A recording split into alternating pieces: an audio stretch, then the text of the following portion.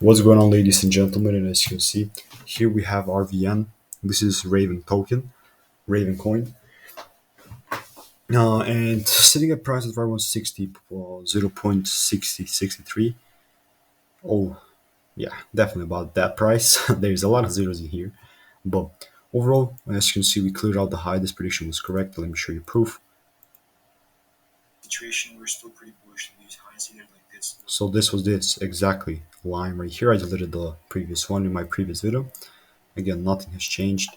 I haven't even touched this right here. Only I deleted the lines, and I just you can just go check my previous video out and see what I did. But overall, what's my prediction for RVN?